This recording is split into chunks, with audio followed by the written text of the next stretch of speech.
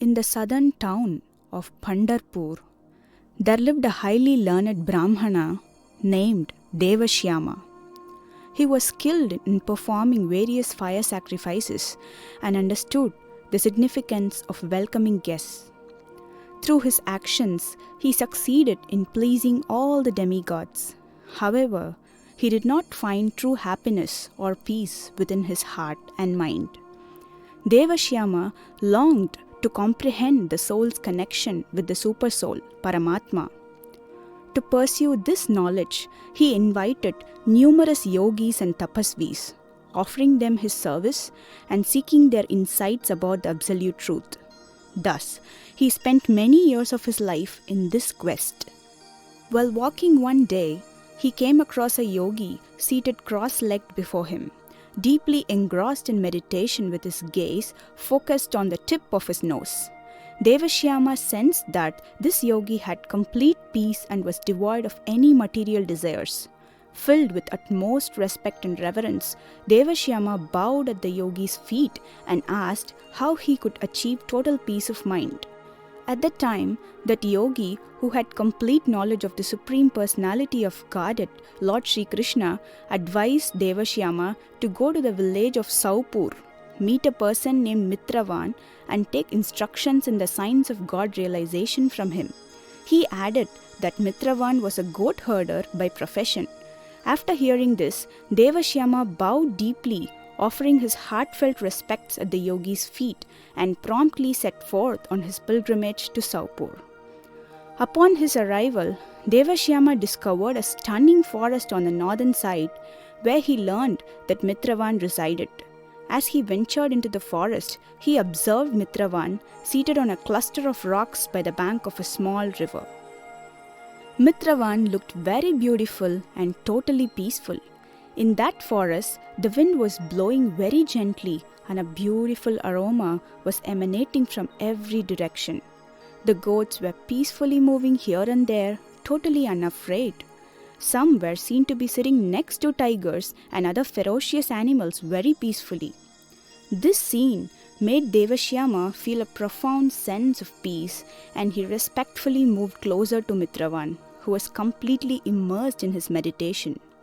After a while, Devashyama asked him how he might cultivate devotion to Lord Sri Krishna.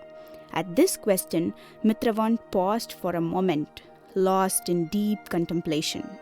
Then he said, "My dear learned Devashyama, once long ago, I was in the forest looking after the goats when a very ferocious tiger attacked. At that time, all the goats ran here and there to save themselves. I too ran due to fear of that tiger. From a distance, I looked back and saw that the tiger on the bank of this river cornered one of my goats. At that time, a strange and wonderful thing happened. That tiger lost all his anger and desired to eat my goat. Thereupon, my goat inquired from that tiger, 'You have attained your food. Why haven't you eaten me?' The tiger said, 'My dear goat, after coming to this place, all anger has left me, and I have no hunger or thirst.' The goat said, 'I also do not know why I am feeling so fearless and peaceful. What can be the reason for this? If you know, then kindly tell me.' The tiger replied, 'I also do not know. Let us inquire from that person.' When I saw this change take place in the activities of that tiger and goat, I became very much astonished. At that time, they both approached me and inquired me the reason. I noticed a monkey sitting on the branch of a nearby tree. I went along with the two and sought answers from that monkey king. That monkey replied with great respect, 'I shall tell you, it is a very old story. In that forest, just in front of you, there is a very large temple in which Lord Sri Brahma installed a Shivalinga. Long ago, a learned sage of the name Sukama, who had performed many austerities, lived there. Every day, he would bring flowers from the forest and water from the river and worship Lord Shiva. Sukama lived here for many years until a sage arrived.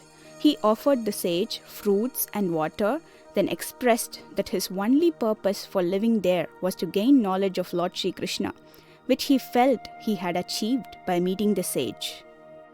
When the sage heard the humble and sincere words of Sukama, he became very pleased. He wrote on one piece of stone the second chapter of Srimad Bhagavad Gita. He then instructed Sukama to read those verses every single day. By doing so, you will quickly attain your goal. After this, the sage disappeared from that place. From then, Sukama recited those verses daily for the rest of his life. Very quickly, he attained complete knowledge of Sri Krishna. And from the day he started reciting those verses, he felt no more thirst or hunger. It is because of this, anyone who visits this place does not feel the pangs of hunger and thirst, and he attains complete peace. Mitravan said, "My dear Devashyama, after the monkey finished telling us this wonderful story, I, along with the tiger and goat, went to that temple. We found the second chapter of Srimad Bhagavad Gita written on a piece of stone. I started to recite those verses every day.